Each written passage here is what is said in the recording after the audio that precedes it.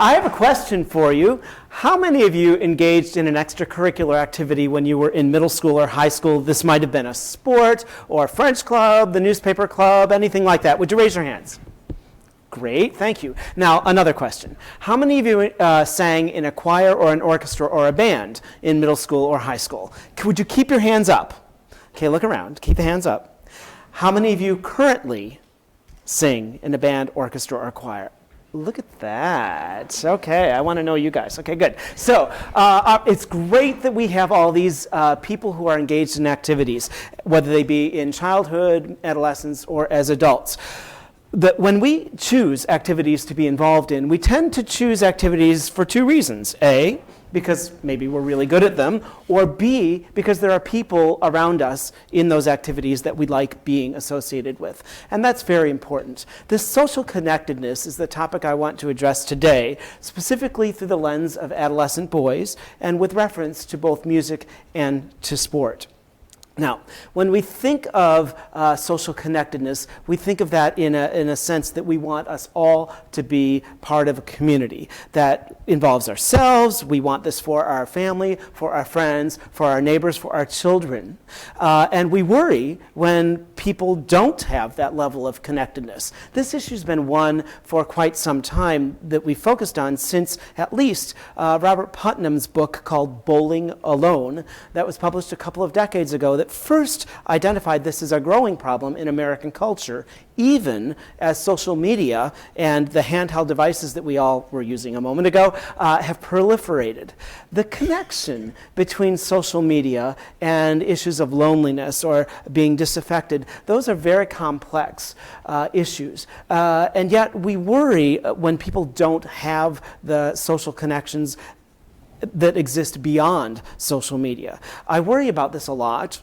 We worry about this for the boys in our schools. I worried about this for my son as he went through a rough patch in the transition from adolescence into young adulthood. We worry about this for the boys that we see reflected in the news when we see yet another report of a school shooting by a lonely boy or another act of physical or sexual violence by a boy who has few friends and even fewer role models. This is an issue that we can't excuse as just being a boy thing, which is pretty common for us to think of. You know, adolescence, we want to be alone. I'm not so sure. Boys don't tell us that. I certainly wouldn't have said that. And I was one of the boys who lost what I was good at. And when I lost what I was good at, I lost the very thing that connected me to other people. What was I good at? I was really good at singing. When I was a kid, I loved to sing. This is me with my father, my grandfather, and my great-grandfather. Now, I doubt we were singing together as a social group in this moment, but I probably was singing because I sang all the time. When I was a kid, I sang in church when I was supposed to and when I was not. I tried to harmonize with the choir. I tried to conduct the choir when the choir was singing in church. I did everything that I could as a young boy to sing. I started a singing group in my school. On Friday mornings, we sang in music class. It was an audience that just loved us. And we had, it was the 5 stars plus 1. I was the plus 1. The 5 were my backup girls. And so we all had our hair done. We had costumes. There are no videos. And then something happened. When I returned to school in 5th grade, after having sung in the choir and all those sorts of things, my voice had started to change. I didn't know what was going on. My voice was cracking. I was squeaking. I couldn't control my voice. I couldn't figure out how to make it musical. Neither could my teacher. So she asked me to stand in the back row of the choir and mouth the words. And at that moment, I was no longer a singer, and so I quit. As I progressed through elementary and middle into high school, I didn't do anything else that involved other people. I was pretty much a loner. I had no social network. I wasn't involved in sports or anything like that. So what was I going to do? I was quite frustrated. My parents were pretty smart. Hi, Mom. And they got me into piano lessons. And within a couple of months and years, I was pretty much playing for everything that I could, accompanying the choirs at church, in the community musicals, community chorus, all those sorts of things that involved singing, except I wasn't the one doing the singing. Now, fast forward a few years. got to college on the first day of freshman orientation, and remember how clueless you were? Well, I was there too. I was told to go see my advisor in the pre-law building. That was going to be my major, in the brick building over there. Well, I ended up going to the brick building over there, which just happened to be, here's where the worlds collide, the music building. And I walked into the music building, and here I heard an audition being conducted for the school musical Fiddler on the Roof. Some guy was auditioning for the role of Tevye.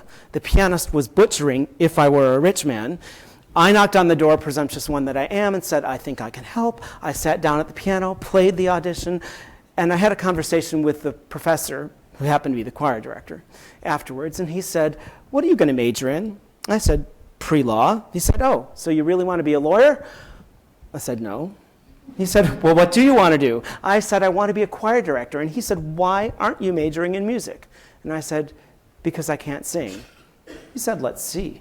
He took me over to the piano, sat down, played some notes, asked me to sing, and started to show me all the things that my voice could do instead of all of the things that my voice couldn't do.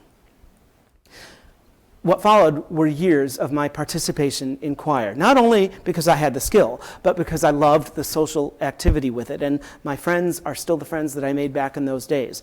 I regained the social network, all because of one teacher who earlier told me, no, you can't, and another who later told me, yes, you can. So I became a music teacher.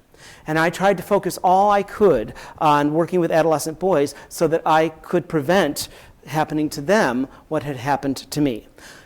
In the earliest days of my career, I found an article written by Leonard Van Camp, who was in the final days of his career.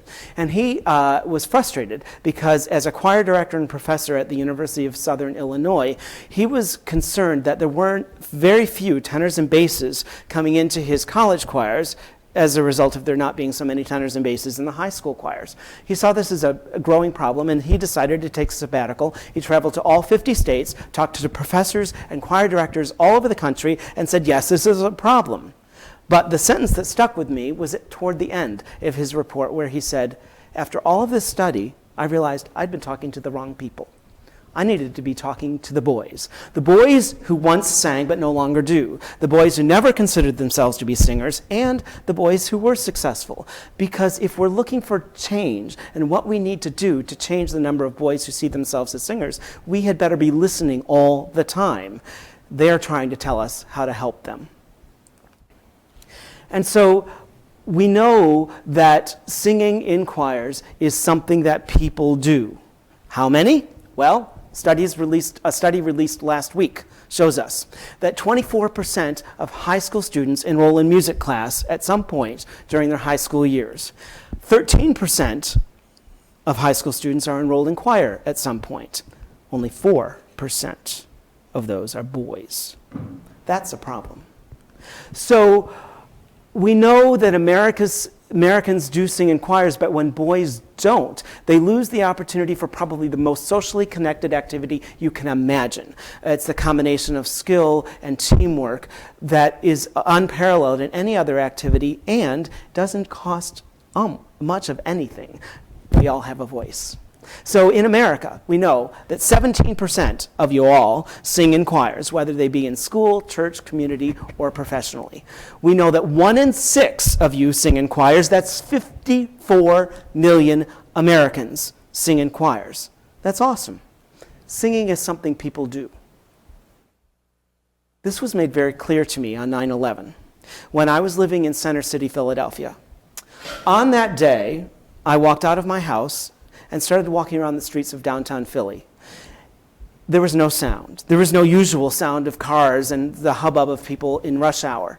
What there instead was eerie silence. The silence, though, allowed you to hear the sound that there was coming out of the doorways of churches, of office buildings, and on the street corners where people got together. They weren't talking. They were singing. What they were singing were patriotic songs and hymns because words failed them in that moment. In Washington, D.C. on that day, our senators and our House of Representative members got together and sang God Bless America on the steps of the Capitol building. People sang. When words fail us, we all have singing we all have music. And yet, so few adolescent boys see themselves as singers. One of the things that people tell us that they value of being in a choir is that singing makes me feel less lonely. Of those who sing in choirs, 70% say that they made their closest friends in choir. Singing is really important. One of the reasons that boys don't participate is this. This is me conducting a choir of adolescent boys. Notice everyone's in straight rows, in uniforms, doing exactly the same thing, under spotlights, in front of an audience. That's great for apparently 4% of the population, but it's not so great for most adolescent boys at the moment that they're the most vulnerable for any number of reasons related to adolescence, not the least of which is the voice change. So, what do boys tell us about singing? They tell us that they drop out of singing experiences between elementary, middle, and high school when their friends drop out. They say they drop out because they feel they no longer have the skill to sing in choirs or to sing in groups. And they say that they drop out because they lack role models for what it means to be an adult who sings. That's where all of you come in. What also do boys say about singing? They say that they're attracted to choral singing when their friends join together with them as a group. Your coaches know this in sports. They rarely recruit one boy at a time. They recruit a boy and his friend. Your guidance counselors know this when they transition boys from 8th grade into high school. Rarely do we do the single boy. We do multiple boys coming together. Singing's the same.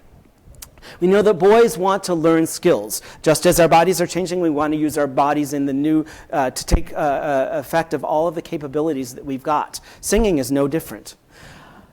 But when we don't teach the boys the singing skills and instead teach them, say you have to sing the right notes and the right rhythms and then stand in line and, on the risers and do it in front of people, that's not about skill, that's about presentation. So that environment may not be considered safe.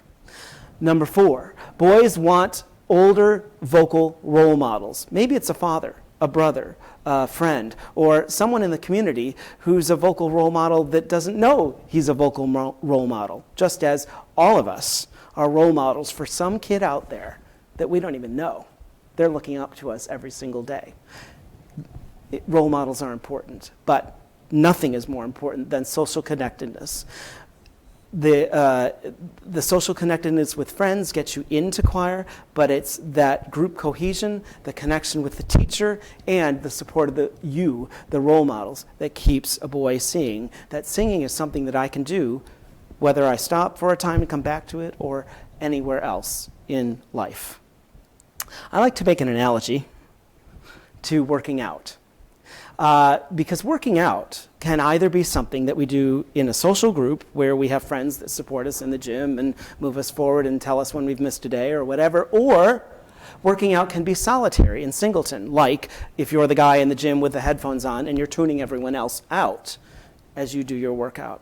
I became interested in this when I was ill as a young adult and I needed emergency surgery. Everything's fine now. But for a time, I needed help. And to regain use of my muscles and coordination and all of that. So I joined a gym, and I found I was really good at this stuff that I'd never experienced before. I had a great level of skill.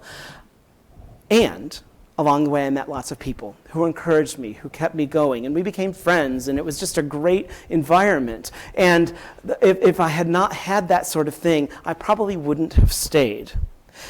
I eventually got so good at it that I joined and competed in a national bodybuilding competition for people who had physical disabilities or other kinds of challenges. I was on ESPN and all that. There's no video of that either, but it is a true story, thank God. So I became so interested in that I then changed my career for a time and became a trainer. What I loved most was seeing the person at the door afraid to step in the door because they thought they lacked the skill and didn't know about anybody in the gym. I thought, I can help with that. Because if we can help people feel that they have a community and that they have some skills, then we help create that social connectedness that helps people feel engaged. There is a recent book by Daniel Coyle called The Culture Code. And in that book, he posits that we ask 3 questions when we are considering entering any kind of activity. Number 1, am I safe here? Number 2, can I be connected here? And number 3, is there a future here for me? So when we're thinking about the issues of adolescent boys and connectedness, can we help influence the situations that we create for them so that they can feel safe, connected, and have a future? Because if we can, perhaps we can help boys move away from bowling alone and toward singing together. Thank you very much.